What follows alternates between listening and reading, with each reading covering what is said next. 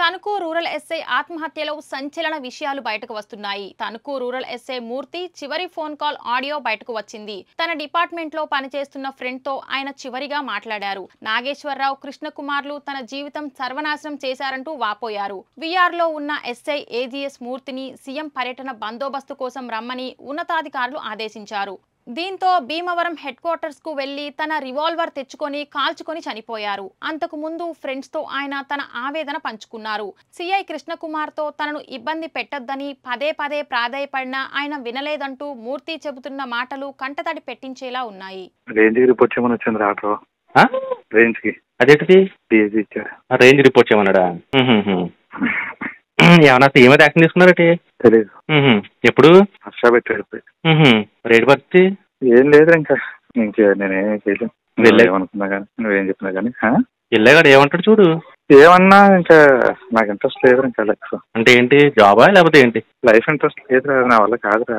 నేను చాలా ఇబ్బందిగా ఉందంట. నన్ను మోసం చేసిన అందరూ హ్యాపీగా ఉన్నారు తప్ప కర్మ కానీ ఫర్దర్ ఏంటి అనేది ఇంక నువ్వే డిసైడ్ చేసుకోరా. ఇక నేను చెప్పేది ఇంకేం లేదు, నా చేతిలో లేదు, నా వల్ల కాదురా. నాకేదో పెట్టి అలా గెడుతున్నాను కానీ కృష్ణకుమార్ గారు ఆ నాగేశ్వరరావు చేసిన పనికి నిజంగా ఈరోజు నేను ఇంకా ఏదో అలాగే గెంటుతున్నాను. పొల్లి విఆర్ భీమవరం కదా, సర్లే చూద్దాం. మరి సడన్ గా మళ్ళీ రేంజ్ కూడా ఏంటి తెలీదు. ఏమో ఇప్పుడు వచ్చింది, ఆర్డర్ పెట్టారు. నేనైతే వెళ్ళలేను. ఇంకా నా వల్ల కాదు రిపోర్ట్ చేయడాలు ఇవన్నీ చేసి నేను వెళ్ళలేను. మనసు ఏం బాగోదు అసలు. అది చెప్పండి బాబా కృష్ణకుమార్ గారికి అంత ఇబ్బంది పెట్టండి సార్, ఏదన్నా అయితే మళ్ళీ నేను ఇబ్బంది పడతాను సార్ అంటే లేదు ఎమ్మెల్యే గారు చెప్పారు కదా అది ఇది అని చెప్పేసి చేశాడు.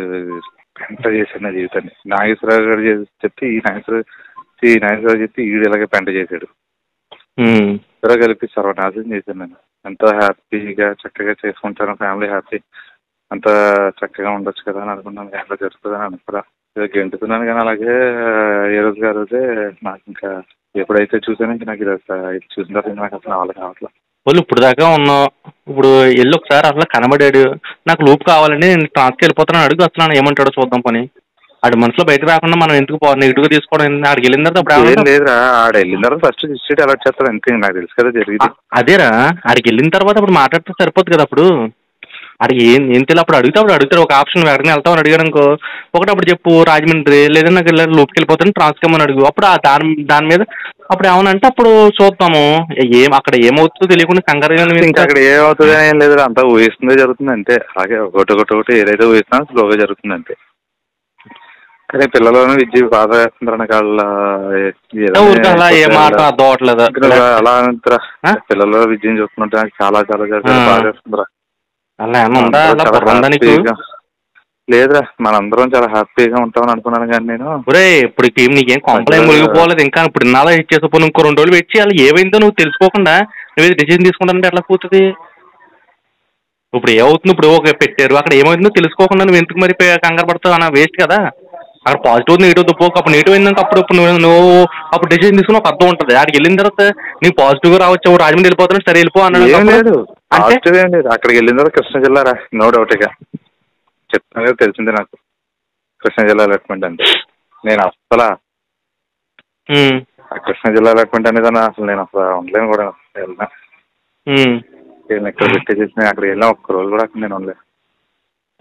ఆ వాతావరణం అది నా వల్ల కాదు అసలు. మళ్ళీ తర్వాత దాన్ని ఏ విధంగా నువ్వు క్లియర్ చేస్తావు చూడు, కానీ నా వల్ల అయితే కాదు. రే బాబు నువ్వు కంగారు పడుకో, పిచ్చి పిచ్చిగా మాట్లాడేం లేదు పిచ్చిగా ఏం లేదు, నా వల్ల అయితే కాదు ఇంకా.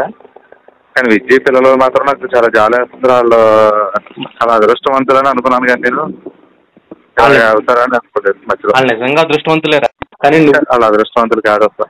వాళ్ళ అదృష్టవంతులే. నువ్వు మాట్లాడే నువ్వు చేసే పనుల వల్ల దురదృష్టవంతులు అవుతారు.